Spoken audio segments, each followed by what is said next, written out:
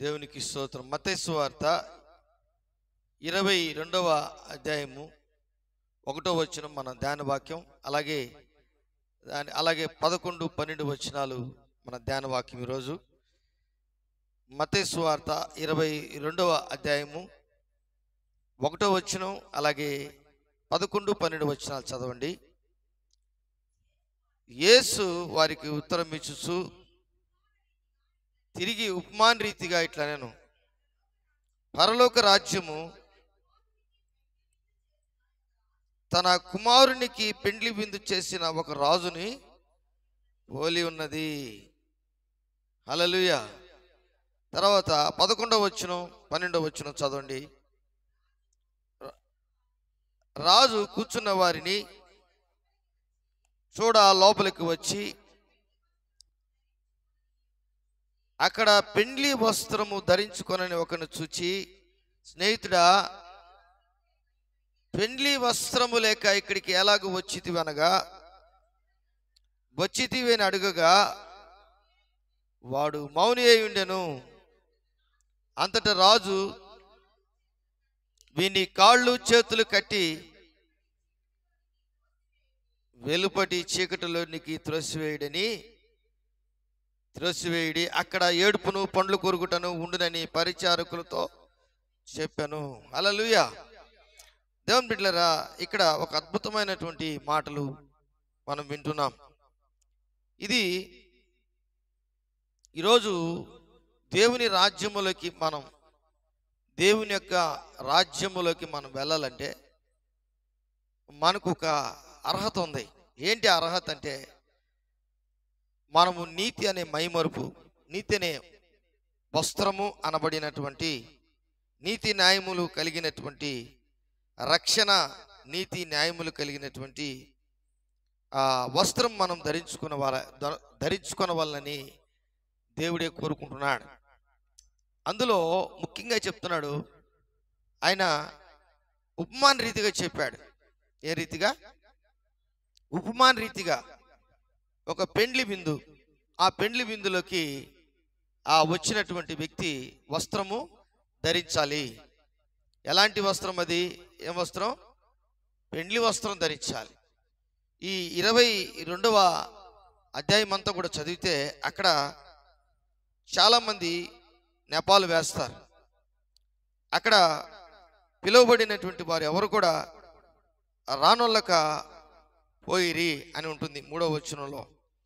తర్వాత అక్కడ కాగా అతడు, ఇదిగో నా విందు సిద్ధపరచున్నాను, ఎద్దులను క్రొవ్విన పశువులను వధింపబడినవి అంతయు సిద్ధముగా ఉన్నది.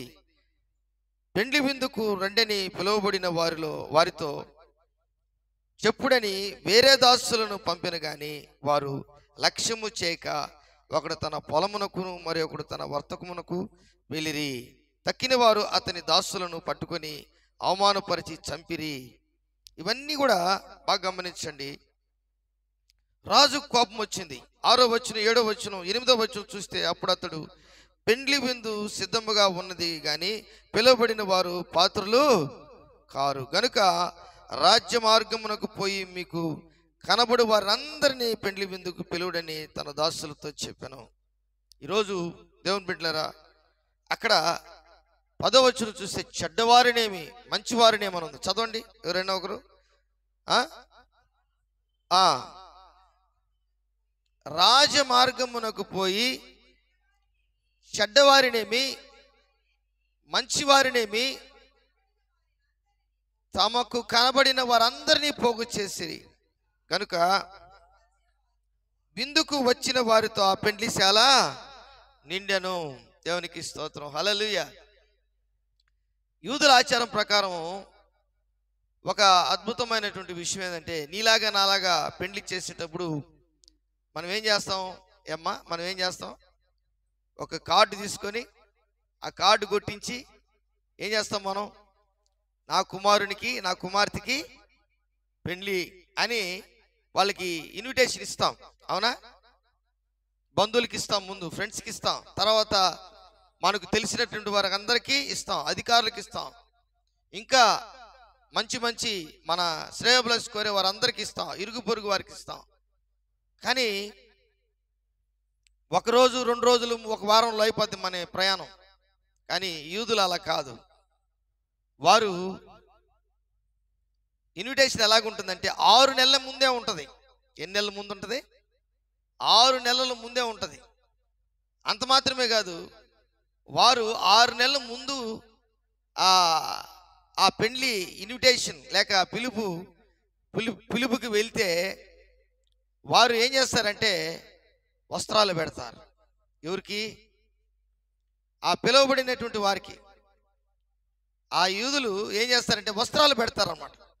వస్త్రాలు పెట్టినప్పుడు చెప్తారు, మీరు పెండ్లికి వచ్చేటప్పుడు ఈ వస్త్రము ధరించుకొని రండి. దేవుని బిడ్డలారా బాగా గమనించండి.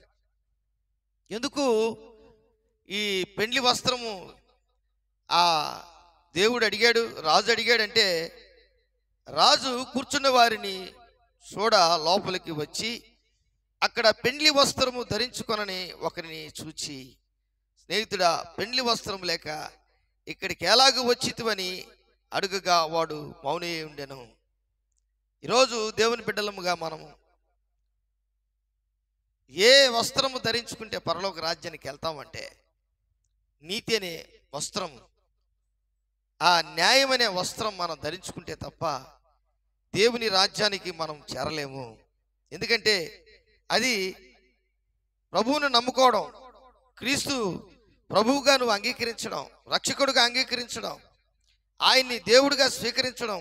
నీ జీవితంలో ఎప్పుడైతే నువ్వు స్వతంత్రించుకుంటావో అప్పుడే నీ జీవితంలో రైచియస్నెస్, నీతి న్యాయములకు ఆధారమైనటువంటి ఆ దేవుడు ఆ నీతిని నీకు అనుగ్రహిస్తాడు.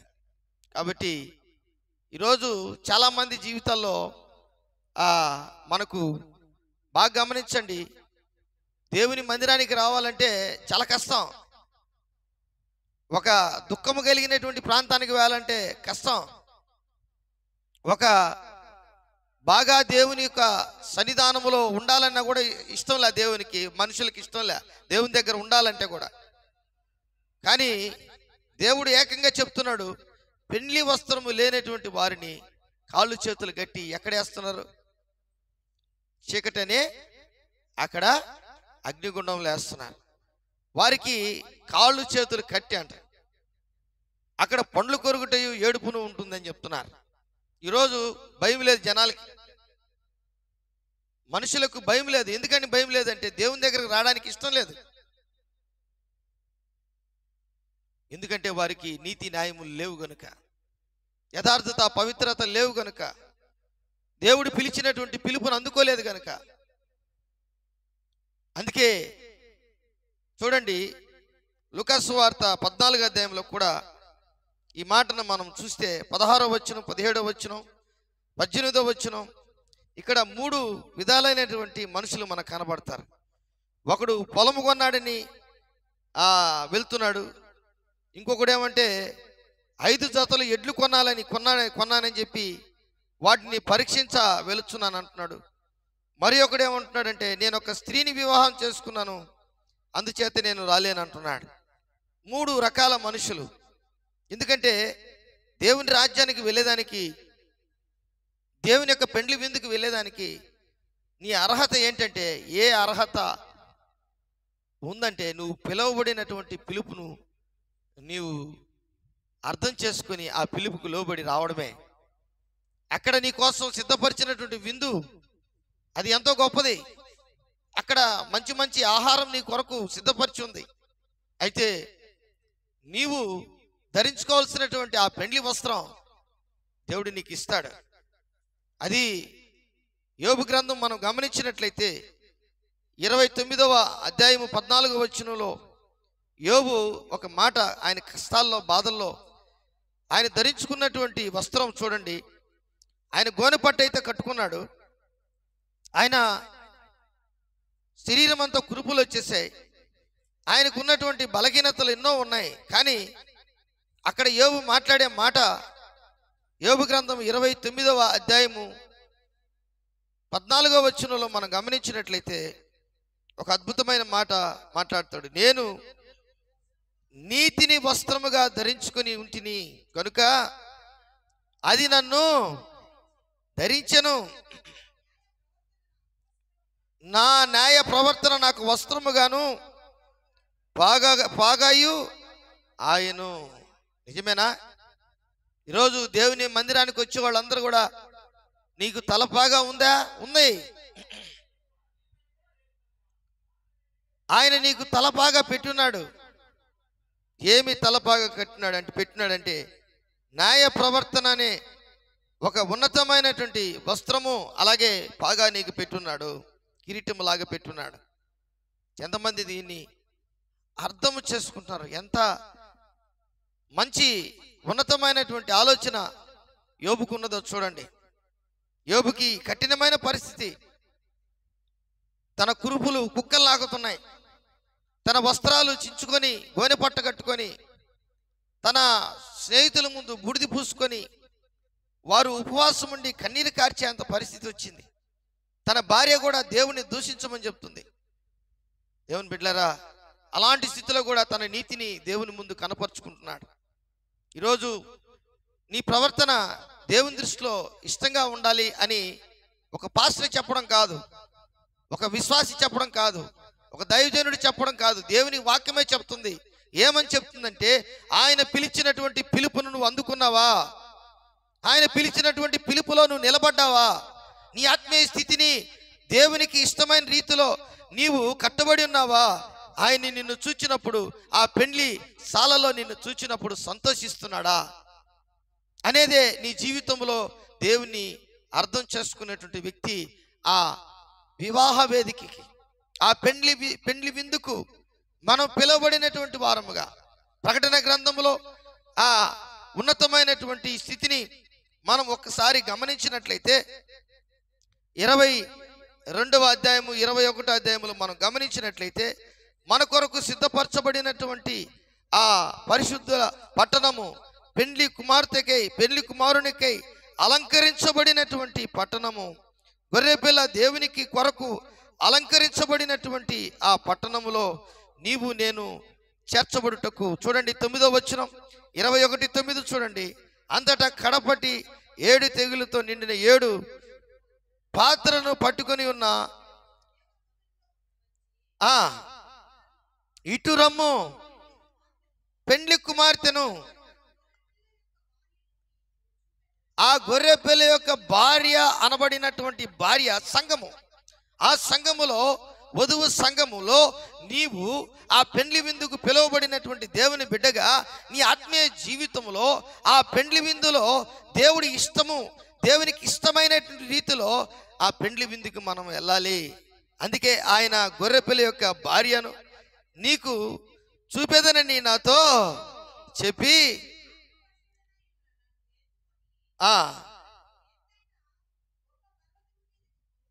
చాలమ్మా. దేవునికి స్తోత్రం, హల్లెలూయా. ఈరోజు దేవుని బిడ్డలారా, నీ యొక్క ఆధ్యాత్మికమైన స్థితి దేవునికి ఇష్టమైన రీతిలో ఉందా? అందుకే స్తుతి వస్త్రం అంటారు, రక్షణ వస్త్రం అంటారు, ఉల్లాస వస్త్రం అంటాం, అలాగే ప్రశస్తమైన వస్త్రం అంటాం, రక్తవర్ణపు వస్త్రం అంటాం, యాజక వస్త్రం, యుద్ధ వస్త్రం, దుఃఖ వస్త్రం, మలిన వస్త్రం, మరణ వస్త్రం, ఎన్నో వస్త్రాలు ఉన్నాయి. కానీ యెషయా గ్రంథంలో కూడా మనం కొన్ని వస్త్రాలు 61వ అధ్యాయము 3వ వచనంలో చూస్తే ఉల్లాస వస్త్రం ఉంటుంది. దుఃఖాక్రాంతులందరూ ఓదార్చుటకు సియోనులో దుఃఖించు వారికి ఏం వస్త్రం ఇస్తాడంట? నీకైనా ఉల్లాస వస్త్రం ఇస్తాడంట. తర్వాత బూడిదకు ప్రతిగా భూదండను, దుఃఖమునకు ప్రతిగా ఆనంద తైలమును, భారభరితమైన ఆత్మకు ప్రతిగా స్తుతి వస్త్రమును వారికిచ్చుటకు ఆయన నన్ను పంపి ఉన్నాడు. హల్లెలూయా. చూడండి 10వ వచనం చూడండి. అక్కడే 61వ యెషయా గ్రంథము 10వ వచనం, శృంగారమైన పాగా ధరించుకొన పెండ్లి కుమారుని రీతిగాను, తర్వాత ఆభరణముతో అలంకరించుకుని పెండ్లి కుమార్తె. నువ్వు పెండ్లి కుమారుడిగా ఉండాలనుకుంటున్నావా? యేసుక్రీస్తు లాగా ఉండాలనుకుంటున్నావా? యేసుక్రీస్తు లాగా ఉండాలనుకుంటున్నావా? వధువు సంఘములో ఉన్నటువంటి దేవుని బిడ్డగా ఉండాలనుకుంటున్నావా? ఆయన రక్షణ వస్త్రములను నాకు ధరింపజేసి ఉన్నాడు. నీతి అను పైబట్టను నాకు ధరింపజేసినాడు. ఏం వేసుకోవాలి? నీతి అనే పైబట్ట, నీతి అనే పైబట్ట వేసుకోవాలి. దేవుని బిడ్డలారా, ఈరోజు ఈ పెండ్లి విందుకు పిలువబడినటువంటి వారు ఏం చెప్తున్నారంటే నెపాలు చెప్తున్నారు. కానీ నువ్వు చెప్పకూడదు, నేను చెప్పకూడదు. దినదినము మనం సిద్ధపడాలి. దేవునికి స్తోత్రం. మనలో ఉన్నటువంటి బలహీనతలన్నీ తీసివేసుకోవాలి. మనలో ఉన్నటువంటి దేవునికి ఇష్టములైనటువంటి కార్యాలన్నింటినీ కూడా పక్కన పెట్టాలి. అందుకే యూదులందరూ కూడా 6 నెలల ముందే ఏం చేస్తారంటే, వారు కుటుంబంలో పెండ్లి జరుగుతున్న కుమార్తెకి కానీ కుమారుడికి జరుగుతున్నప్పుడు వారి బంధువులందరికీ, వారి ఫ్రెండ్స్కి ఒక వస్త్రాన్ని ఇస్తారంట గుర్తుగా. వారికి ఆ వస్త్రం ఇచ్చి చెప్తారంట, మీరు పెండ్లి విందుకు వచ్చినప్పుడు ఖచ్చితంగా ఈ వస్త్రము ధరించుకొని మీరు రండి. ఎంత సిస్టమేటిక్గా ఉందో చూడండి. క్రమమైనటువంటి ఆ పెండ్లి విందుకు పిలువబడినట్టుగా ఉందో చూడండి. ఈ లోకంలో ఉన్నటువంటి పెండ్లి విందుకే పిలువబడితే ఆ విధముగా ఇదే డ్రెస్ చేసుకోవాలి, మేమిచ్చినటువంటి వస్త్రం మీరు ధరించుకొని రావాలని ఇజ్రాయేలీలు చెప్పుకుంటే, ఇంకా పరమదేవుడైనటువంటి ఆ పరమకానానికి, పరలోక రాజ్యమునికి, పెండ్లి విందుకు నిన్ను నన్ను తీసుకువెళ్ళే దేవుడు మహిమ వస్త్రాలు నీకు ఇస్తాడేమో, ధవల వస్త్రాలు వేసి నీకు ఇస్తాడేమో, ఆయన స్తుతి వస్త్రము నీకు ఇస్తాడు, మహిమ వస్త్రం ఇస్తాడేమో. ఆయన తెల్లని వస్త్రాలు ధరింపజేసినటువంటి వారు అనబడినటువంటి గొర్రెపిల్ల రక్తము చేత ఉదకబడి తెల్లని వస్త్రములు చేసుకున్నటువంటి వారుగా ఆ గుంపులో నిన్ను పెడతాడేమో, చెప్పలేము. దేవునికి స్తోత్రం. అయితే నీ పరిస్థితి ఏంటో, నా పరిస్థితి ఏంటో, మనం భూమి మీద ఉండంగానే మనం సిద్ధపాటు కలిగి దేవుని దగ్గరికి మనం రావాలి. ప్రియమైనటువంటి దేవుని బిడ్డలరా, ఏదైతే దేవుని యొక్క పెండ్లి విందుకు మనకు ఆటంకముగా ఉందో, దేవుని దగ్గరికి వెళ్ళలేనటువంటి పరిస్థితి మనకు ఏదైతే ఉందో, దానిని బట్టి మనం గ్రహించి ఈ ఆదివారం దినమందు, ఆరాధన దినమందు మనం చేయాల్సిన పని ఏంటంటే, ప్రభువా నీ పెండ్లి విందులో నేను కనబడాలి. అంత మాత్రమే కాదు, నేను సిద్ధపాటు కలిగినటువంటి వ్యక్తిగా నేను కనబడాలి. చూడండి, జకర్యా గ్రంథము 3వ అధ్యాయము 1 నుంచి 5 వరకు చదవండి. జకర్యా గ్రంథము 3వ అధ్యాయము 1 నుంచి 5 వరకు మనం చూస్తే అక్కడ ఒక అద్భుతమైనటువంటి మాట జకర్యా గ్రంథంలో మనకు కనబడుతుంది. చూడండి,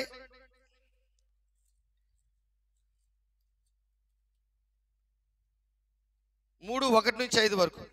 మరియు యెహోవా దూత ఎదుట ప్రధాన యాజకుడైన యెహోషువ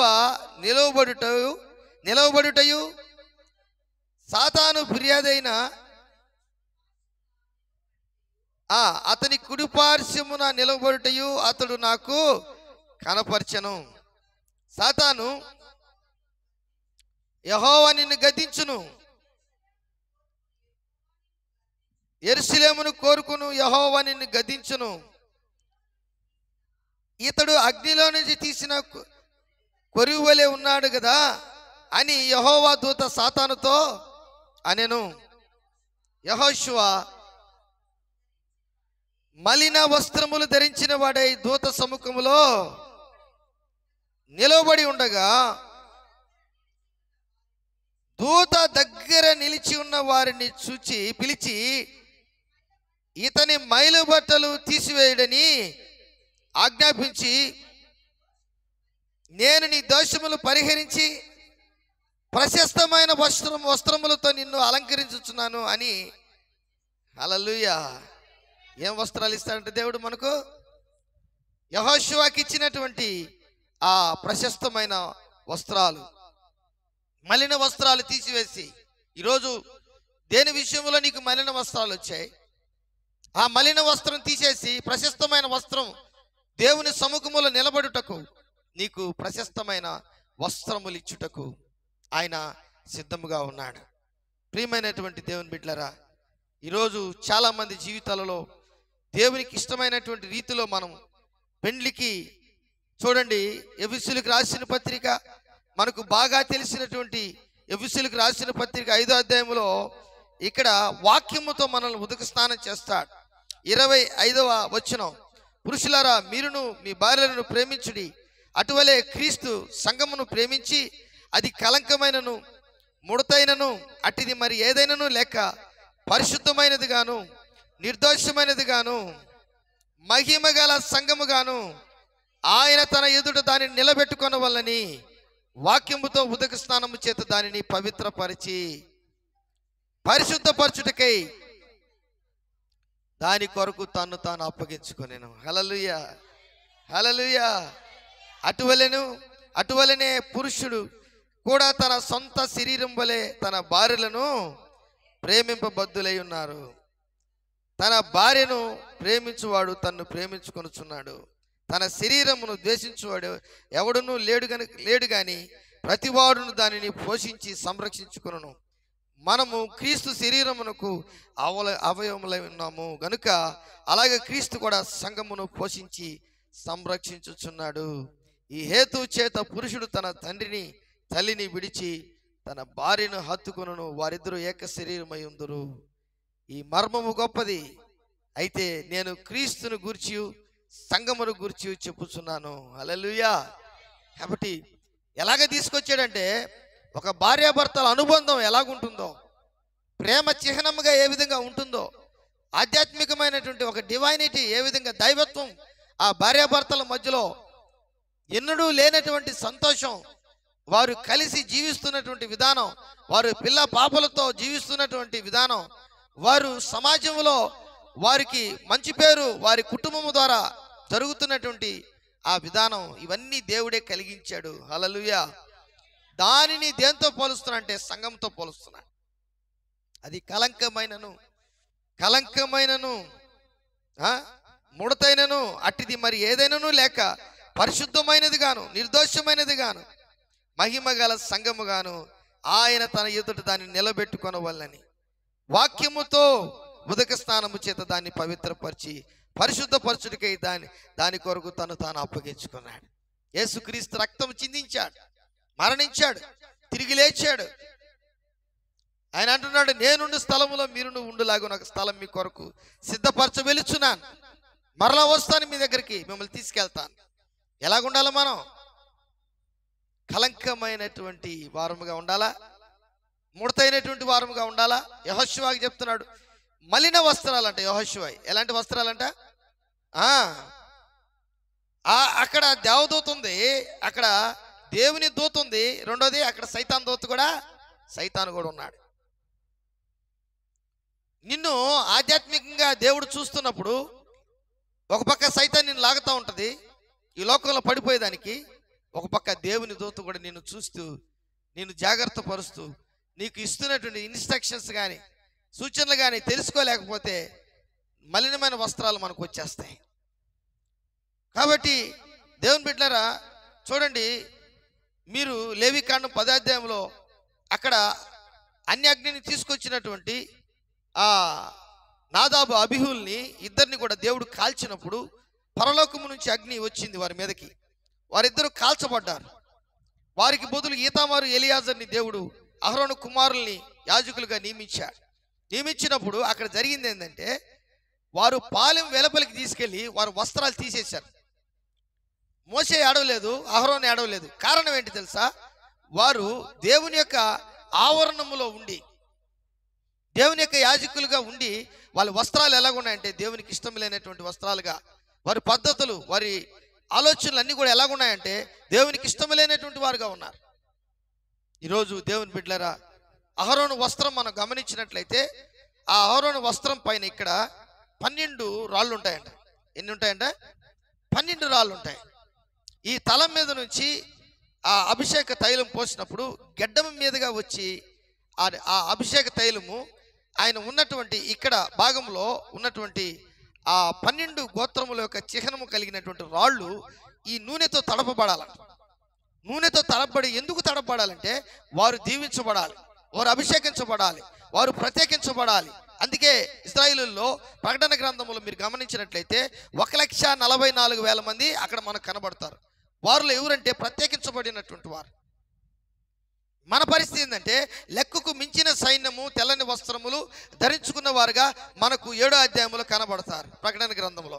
ఎందుకు ఈ విషయాలను చెప్తున్నానంటే, నీవు ఈరోజు నేను మనం అందరం కూడా ఆ పెండ్లి విందుకు వెళ్ళినప్పుడు దేవుడు ఇచ్చే మహిమ వస్త్రం, దేవుడిచ్చే స్తుతి వస్త్రం, ధవల వస్త్రం, రక్షణ వస్త్రం, ఎన్ని వస్త్రాలు ఉన్నాయో, తెల్లని వస్త్రం, వాటన్నిటికంటే అవి కనబడేవి కాదండి, అదే నీతి. చప్పట్లు కొట్టి దేవుని మహిమపరచండి. ఏంటండి అది? యోబుకి ఇచ్చాడు దేవుడు. యోబు మాట్లాడుతున్నాడు. యోబు గ్రంథం 29వ అధ్యాయం 14 వచ్చిన మరలా చదవండి.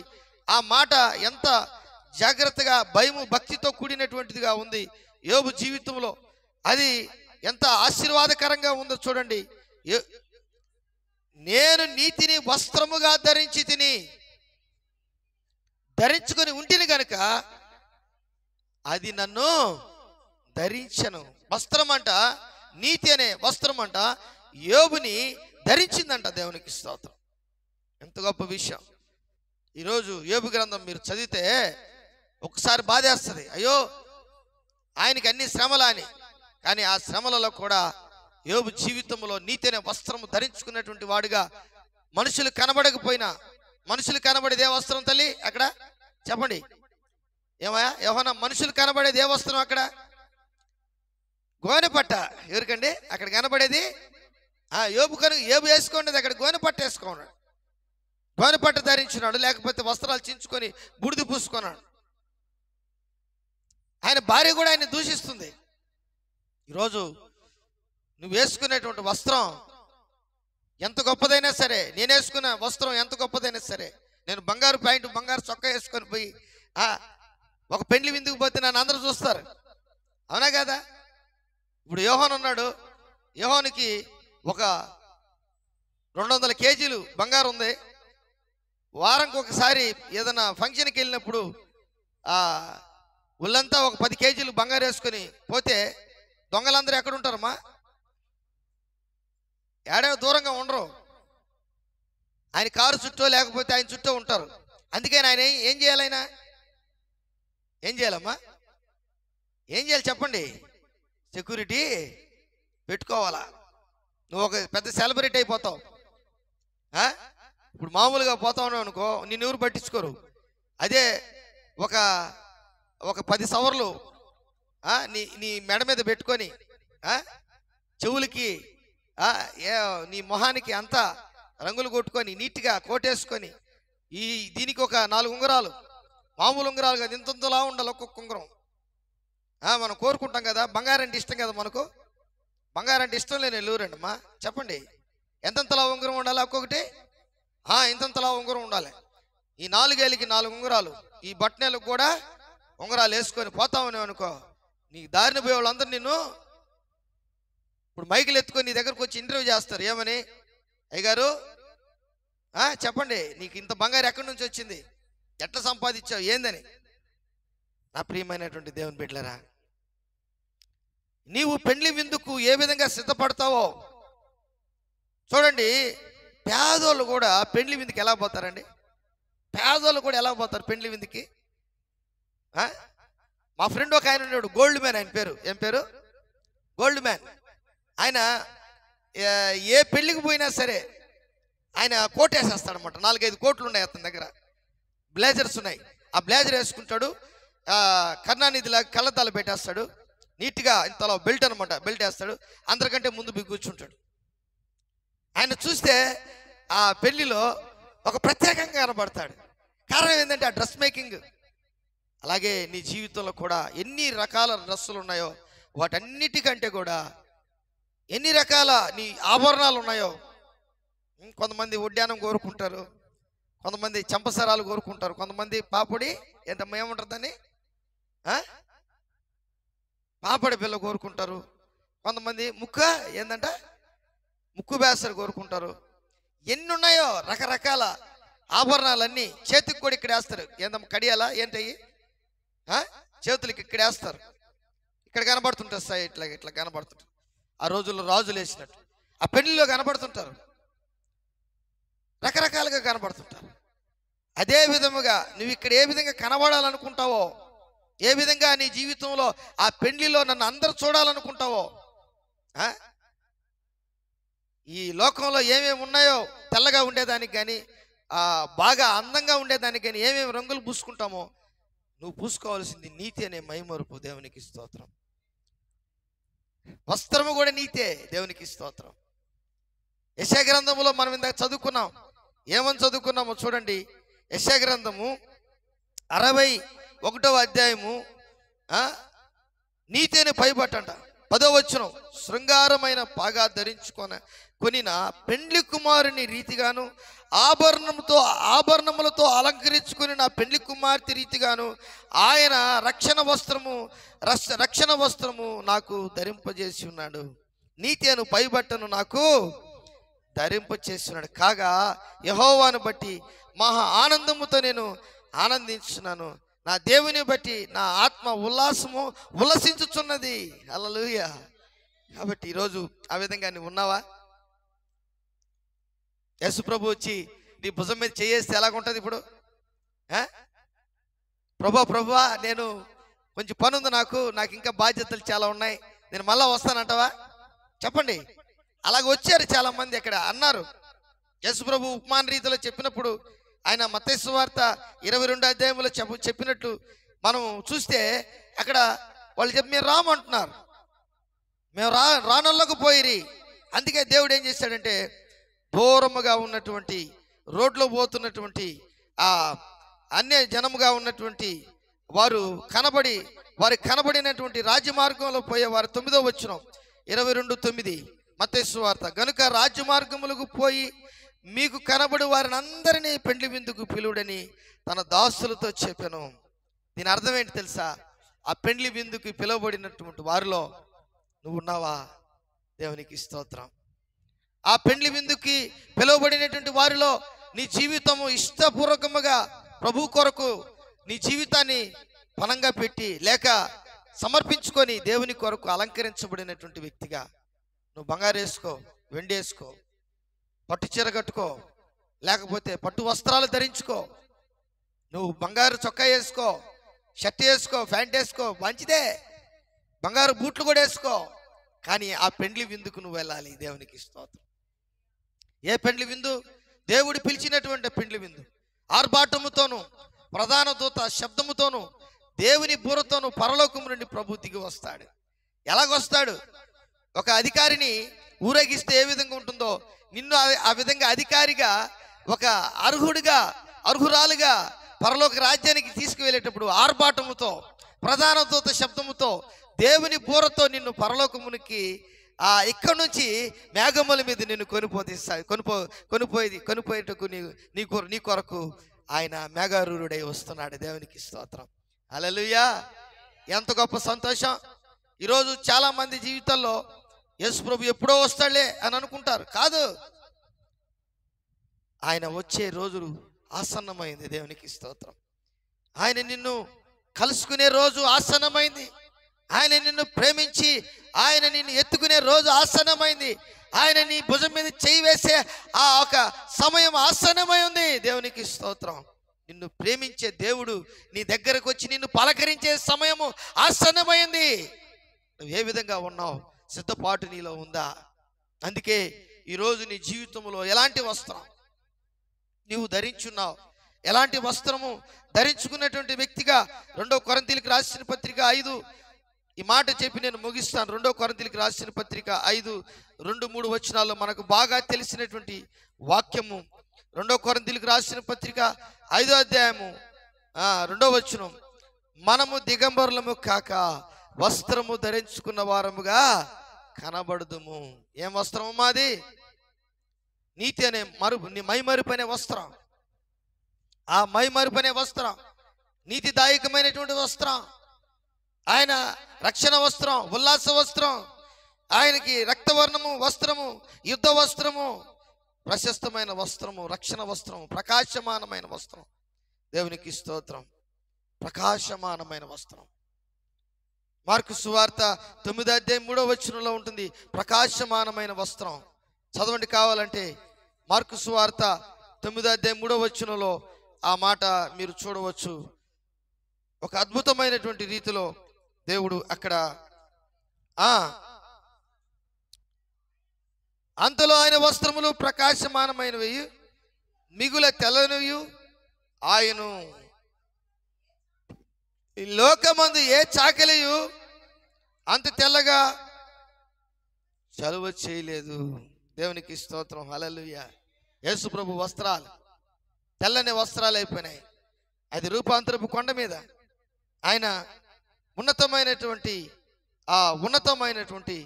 ఆ స్థితిలో ఆయన రూపం మారిపోయింది. అక్కడికి మోషే వచ్చాడు, ఏలియా వచ్చాడు, మాట్లాడుతున్నారు. అలాంటి స్థితిలో నిన్ను కూడా తీసుకెళ్తారు. ఏలియా నువ్వు చూడగలవు. దేవునికి స్తోత్రం. బైబిల్లో చెప్పే ఏలియా నీ కళ్ళ ముందు కనబడితే ఎలాగుంటుంది చెప్పండి. బైబిల్లో చెప్తున్నటువంటి మోషే, ఒక రోజుకి మోషేని ముఖాముఖిగా చూస్తూ ఉంటే ఎలాగుంటుంది చెప్పండి. యేసుక్రీస్తు ప్రభుల వారు ఈ లోకమునకు వచ్చినటువంటి యేసయ్య, ఆయన్ని ముఖాముఖిగా చూస్తూ ఉంటే ఎలాగుంటుంది చూడండి, ఎంత గొప్ప సంతోషంగా ఉంటుందో. అబ్రహాము, విశ్వాసులకి తండ్రి అనబడినటువంటి అబ్రహామును చూస్తూ ఉంటే ఎంత సంతోషంగా ఉంటుంది. యాకోబు గురించి రకరకాలుగా చెప్పుకుంటాం, మోసగాడని చెప్పి అట్లా ఇట్లా అని. కానీ ఆ యాకోబు గురించి చెప్పుకుంటాం. యాకోబు కనబడినప్పుడు ఎంత సంతోషంగా ఉంటుంది. దేవుని బిడ్డలారా, అంత గొప్ప ఆశీర్వాదాలు మనం పొందుకునేటకు దేవుడిచ్చినటువంటి ఒకే ఒక మార్గం ఏంటంటే ఆయన పిలుపుకి లోబడ్డం. దేవునికి స్తోత్రం. ఎవరికి లోబడ్డాం? ఆయన పిలుపుకి లోబడ్డాం. ఈరోజు లోబడతావా? అందరు లేచి నిలబడదాం. దేవుడి వాక్యాన్ని దీవించి ఆస్వాదించును గాక.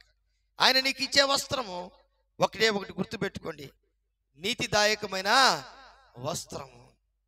నిన్ను నీతిమంతుడిగా నీతిమంతురాలుగా తీర్చే వస్త్రము. అందరూ చేతుల పైకెత్తి దేవుని అడదాం. ప్రభువా, నేను ఈరోజు ప్రభువా నీవిచ్చే వస్త్రములు ధరించుకున్నటువంటి వ్యక్తిగా, నీ వాక్యము చేత ఒదకబడినటువంటి వ్యక్తిగా, నీ పరిశుద్ధమైనటువంటి జీవితము నేను కలిగినటువంటి వ్యక్తిగా, ఆధ్యాత్మికమైనటువంటి ప్రయాణములో అనేక సార్లు నేను ఓడిపోయినటువంటి వ్యక్తిగా కనబడిన నా జీవితాన్ని మార్చినటువంటి శక్తి కలిగినటువంటి దేవుడిగా ఉండి నన్ను రక్షించి నాకు నీతిదాయకమైనటువంటి వస్త్రం మీరు మాకు ఇచ్చినందుకు నీకు వేలాది వేల స్తోత్రములని చెప్పి స్తోత్రం చెప్దాం. అందరం స్తోత్రం చెప్దాం. హల్లెలూయా, హల్లెలూయా. స్తోత్రం.